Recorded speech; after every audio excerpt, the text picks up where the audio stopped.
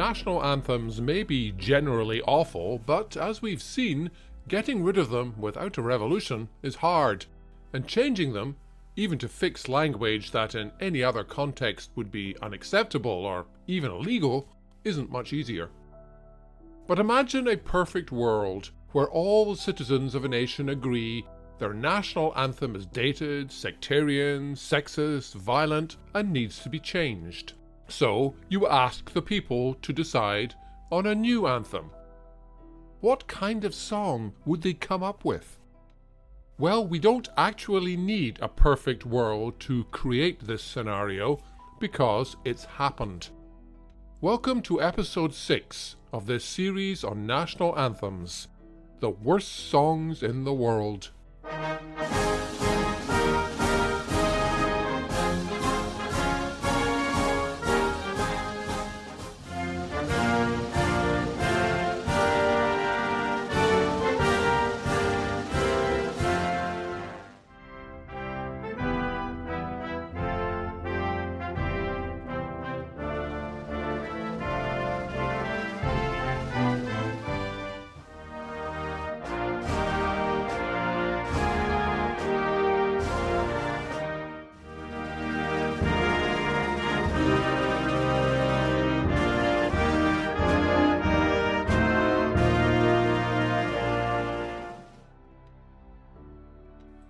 My name is David Pate.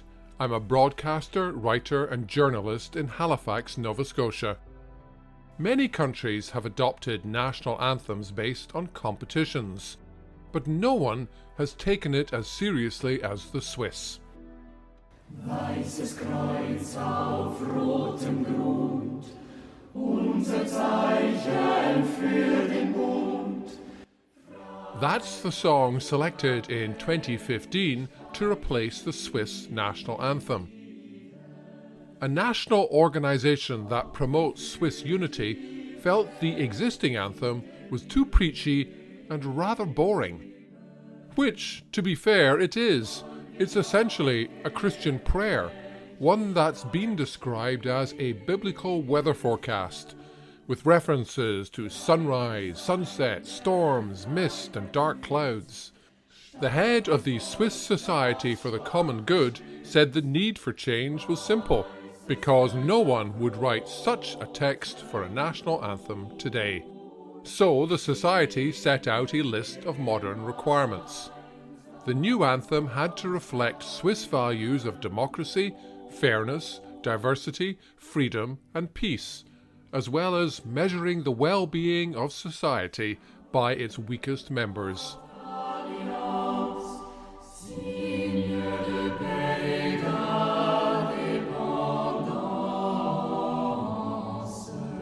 So they got new lyrics, to the same tune as the existing song, translated into all 4 official Swiss languages, plus English. White cross on a shining red, woven by a common thread, freedom, independence, equality, open to the world and solidarity. Swiss are one in peace and diversity. There are a couple of things to note here. One is that the anthem competition was not sanctioned by the government, although it has promised to consider the new lyrics, but any change would have to be approved in a referendum. The Swiss are big believers in direct democracy, but aren't always in a hurry to accept new ideas. It took them until 1971 to give women the right to vote. So don't expect the new anthem to be officially adopted anytime soon. The other issue is purely artistic. The proposed Swiss anthem nicely captures the dilemma at the heart of national songs. In order to whip up the kind of fervour they're designed to create, they have to be passionate. They have to reference terrible fights for national survival, love for a homeland that transcends life itself, and a tribal sense of belonging. For that, you need the bombs bursting in air.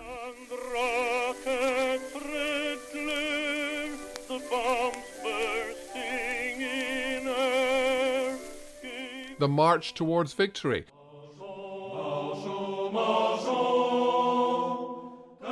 the passion of liberty or death.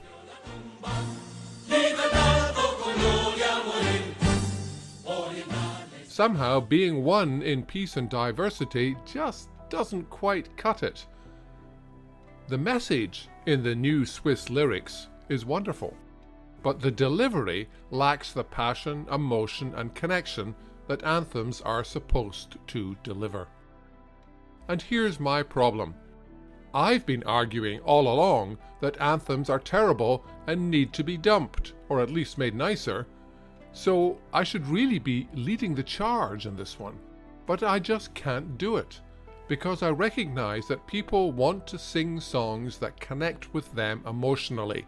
Yes, we need to get rid of nasty, militaristic, bloodthirsty anthems, but we need to replace them with songs that inspire and move us, songs that come from the heart and aren't inextricably tied up with nationalist tropes and love of God and the military. The Swiss song just seems too nice. It's like singing a corporate mission statement. A better choice would have been to keep the music and dump the words.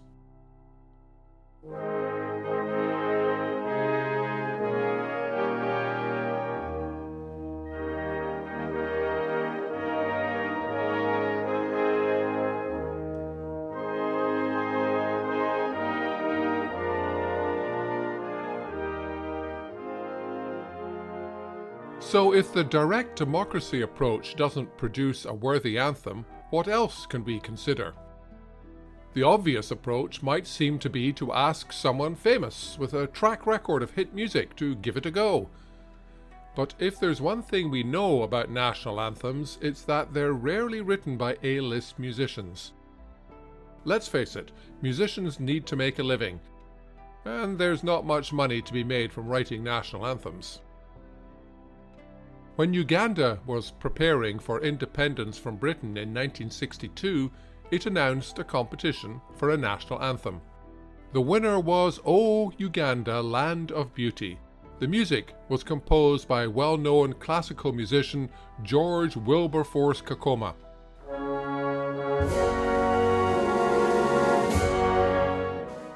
Kakoma received a prize of 2,000 Ugandan shillings for his composition, worth less than $1 in today's money, but he always maintained he had not signed away the copyright to his work and should be properly compensated. In 2008, Kakoma sued the government, seeking 46 years of royalty payments totaling around $250,000. He lost his case. The courts ruled the copyright was held by the state.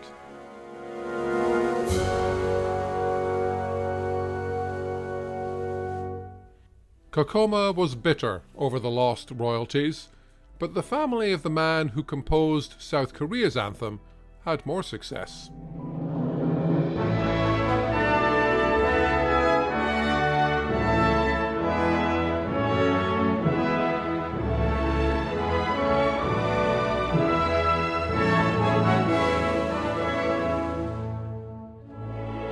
The music adopted for South Korea's anthem was written by classical composer and conductor On Ik-tae, but because it wasn't commissioned by the government or part of a competition, the copyright remained with the composer.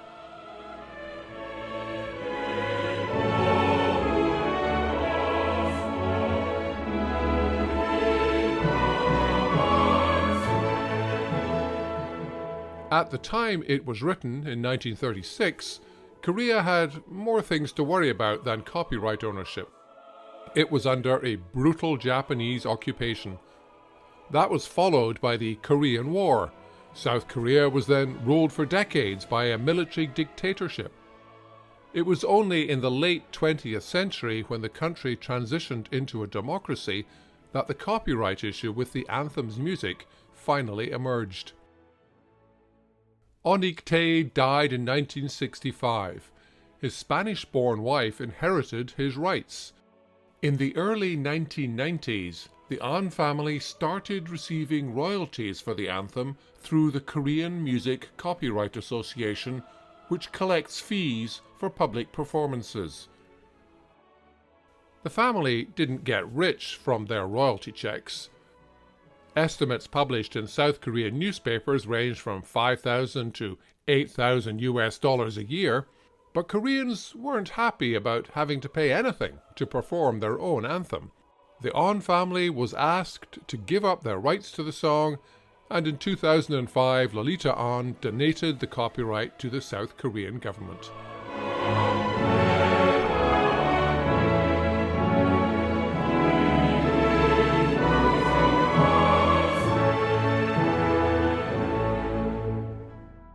Maybe they should have stuck with their previous anthem, the same words, sung to a different and very familiar tune introduced to the country by Scottish missionaries.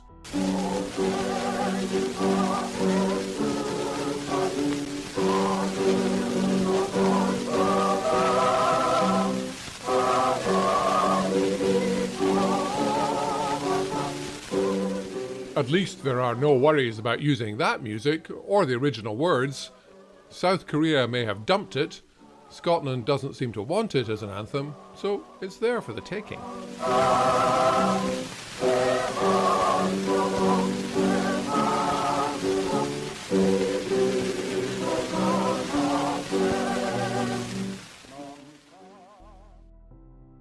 Because here's the thing about anthems, they can change. Not all countries are obsessed with treating their national song as an untouchable symbol. In the past 100 years, Afghanistan has had 7 anthems, starting with this one.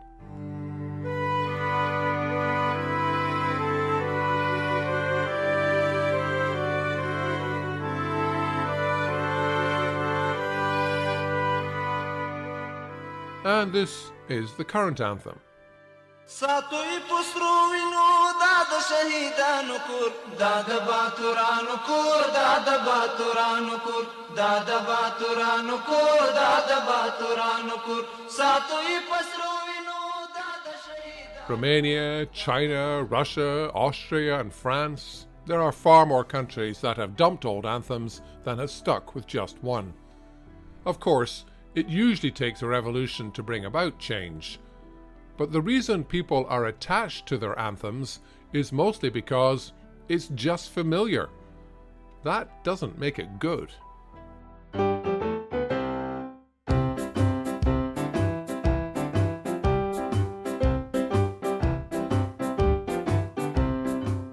Lots of us have sung this song more times than we've sung a national anthem.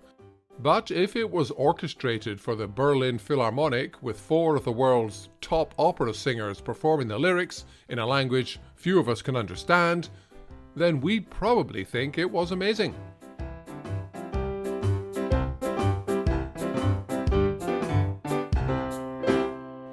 Unfortunately, I don't have the budget to make that happen. But repurposing a popular tune to draw attention to your new song is an easy way to attract an audience. At least it was in the days before copyright and royalty payments.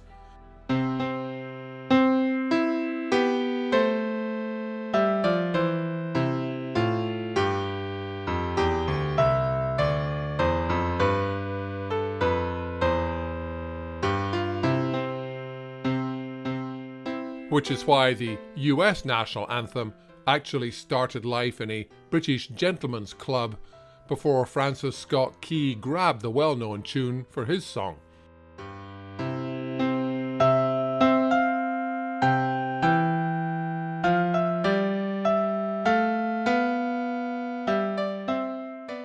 So perhaps that's the solution to the bad anthem problem. Don't bother trying to get a new tune. Take one that's already out there and a proven hit. But that's not always a guarantee of success.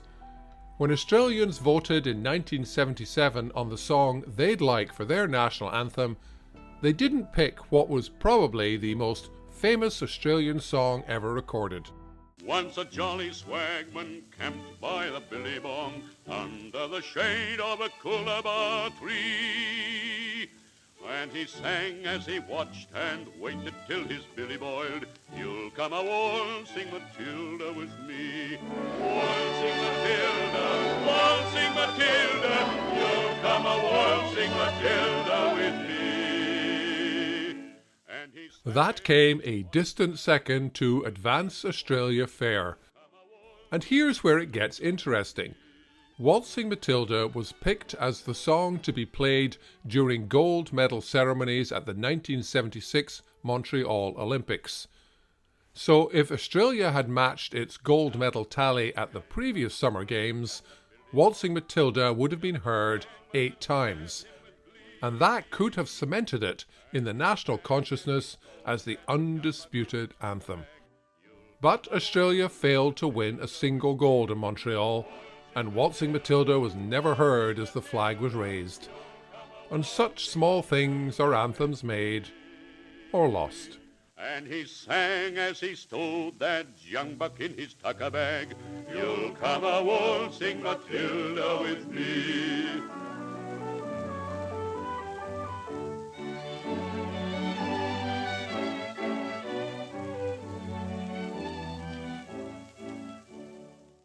The truth is, it's impossible to pick a tune everyone in a nation will agree on. In some ways, Australia's anthem ambiguity was a good thing. For years, the government couldn't decide what song should represent the country. God Save the Queen, Advance Australia Fair, and Waltzing Matilda all served as anthems at different events. And it wasn't until 1984 that a single song was finally selected. Australians, all let us rejoice, for